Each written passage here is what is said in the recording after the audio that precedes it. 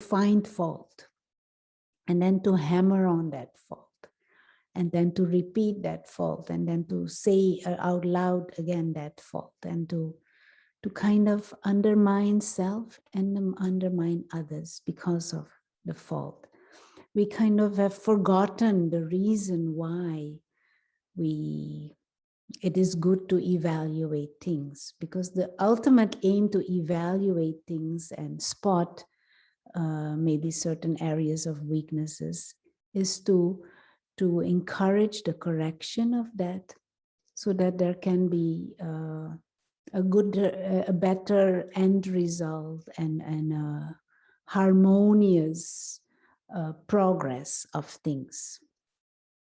But it appears as if being critical has become the aim in itself, to find fault and to find mistake. And even looking at self, going through the day, there may be so many things that were good and nice. There may be so many things that you have done in a proper way. But that one thing that did maybe not go so well, or did not go so wrong, or that one word that you said that was out of place or used wrongly, that will resonate in your mind. And that will be like the chant going on. You said this, this was not good, it wasn't good. Whilst there may have been 99 other things that were good.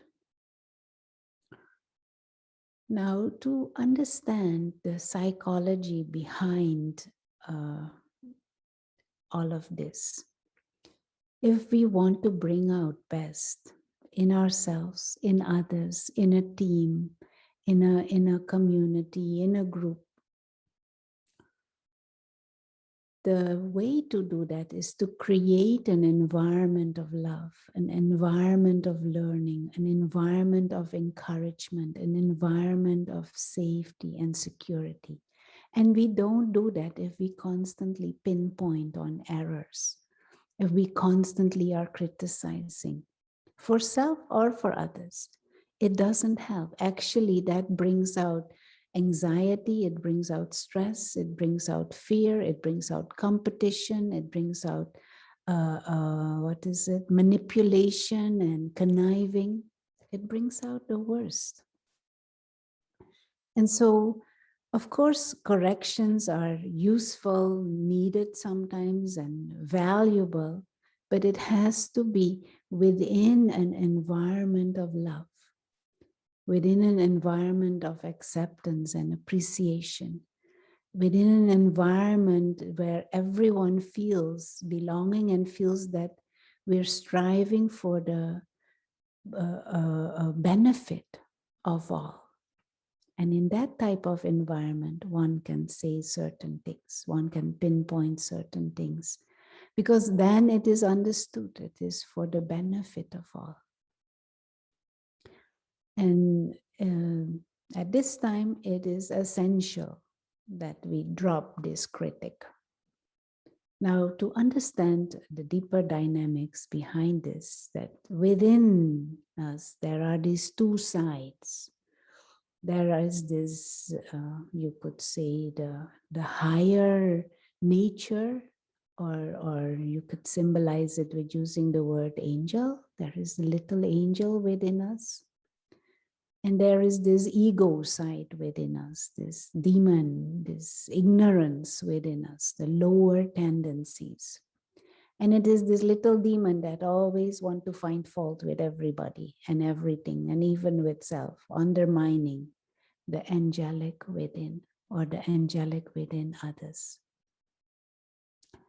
And so this nature to be critical, this nature to criticize, this nature to always find fault, is because this ego side within us has been allowed to grow for a long period of time.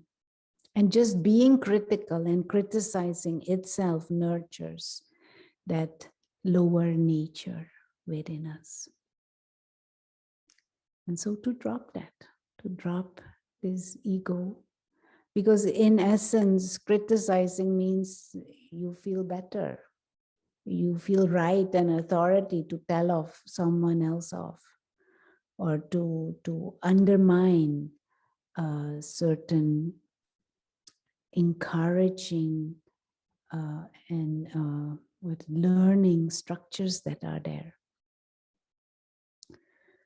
So to come in a mode of appreciation, a mode of learning, a mode of encouraging, a mode of enthusiasm, a mode of appreciating a journey and a growth, we need to drop this ego mind and these ego tendencies that are there. And one way that is very effective in doing this is to come back to the essence of our true nature and the essence of our higher nature, to nurture the understanding of the self as a soul who is innately peaceful, pure, powerful, wise, godlike, loving, as the natural innate nature, to disidentify with the physical personality, to disidentify with everything that is perishable and temporary, to come back to the essence of our own higher nature as a spiritual being, to come out of these ignorant and these belief systems that we have created within us, these limited beliefs of who we are and what life is all about. To have the right approach and the right perspective on self and on life. To know that we exist as timeless,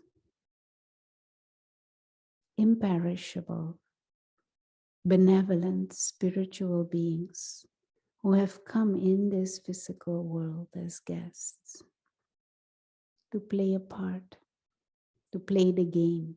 And everyone playing is like that, and everyone playing a game. And to play the game in the best way is to manifest that benevolent nature in the part, playing the part, and encouraging others also to be awake to their own higher nature, and encouraging them to play their part with from that positioning of full awareness of truth, spiritual truth. And so in meditation, that is what we can do, to just reinforce that awareness of our own higher nature, and to reinforce that awareness of our spiritual identity, and to reinforce the awareness that this whole physical world is like a game.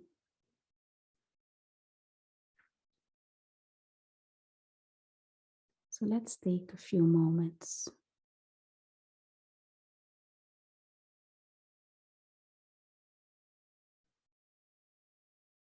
And in this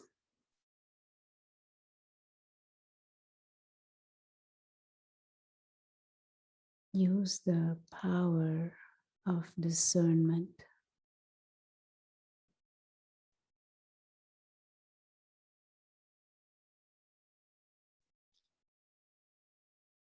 And create that awareness that there is a visible physical dimension,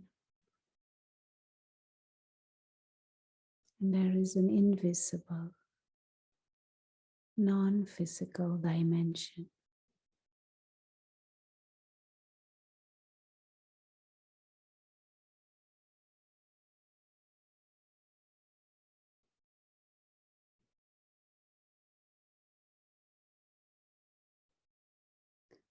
and that our existence is at this invisible, non-physical level.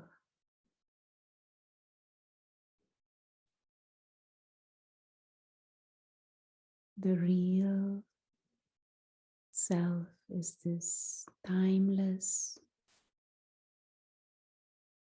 spiritual being. And we can use the image of a star, tiny living light.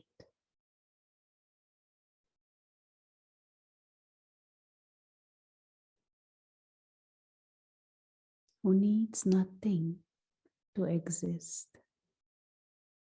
Being of consciousness, soul.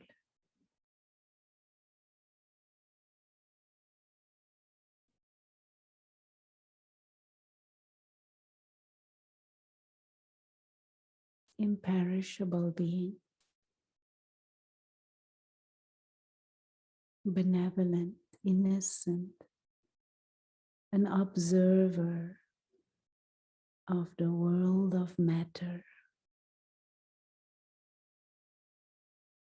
an observer of this body.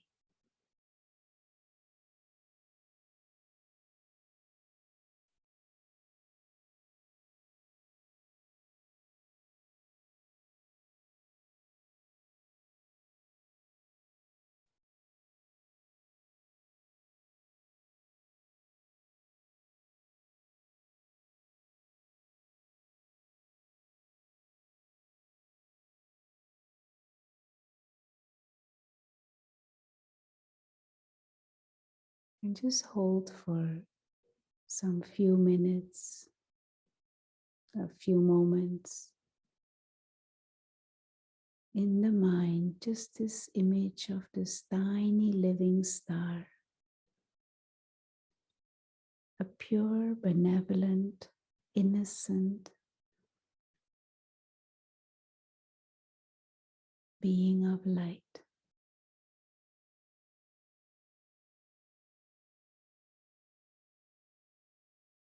Innately peaceful, innately loving, who belongs to that dimension of silence and light, who belongs to God.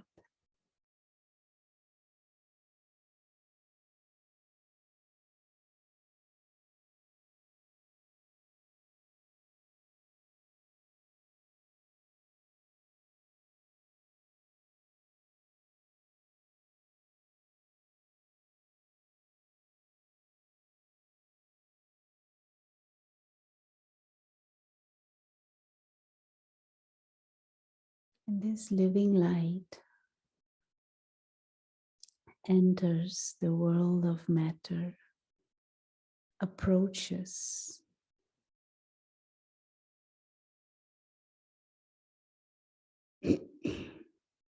this physical, visible dimension, associates with the body,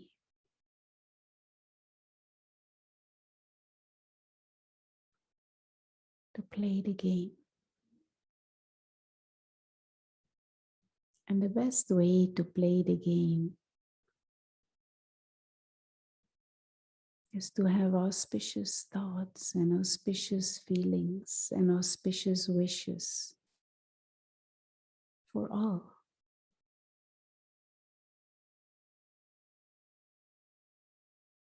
To hold that vision that all are invisible stars, spiritual brothers, all belong to that same world of silence and light, to that same spiritual parent, same family of souls, playing different parts. And it is not about competing or undermining or breaking any rule to get some limited result, but to play the game right, hold that soul awareness and create that highest vision.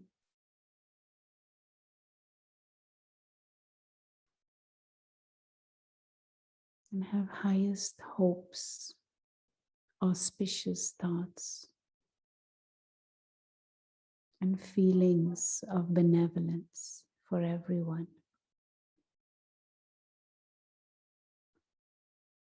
Being critical is the the way to lose out in the game.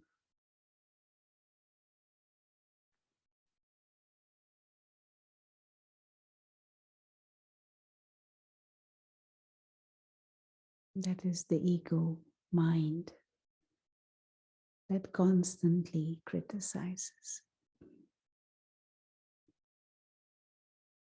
It's the opposite of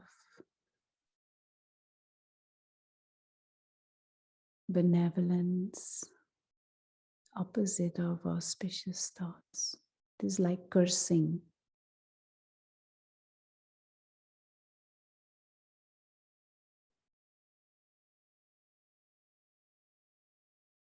Even if a correction needs to be put forward, it is with the aim for the greater benefit of all.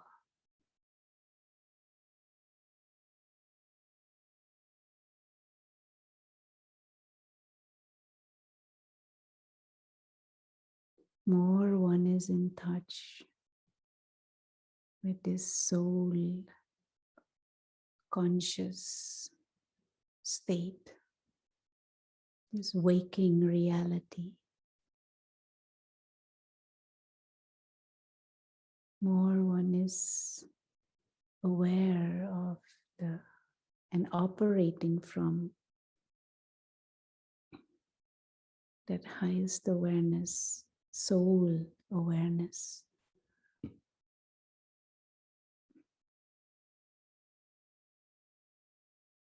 From the higher nature. More it will be natural.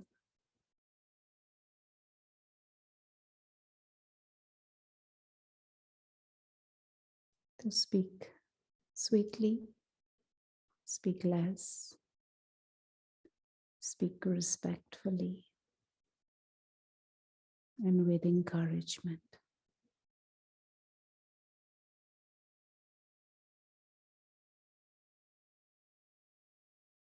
Thank you, and have a good day.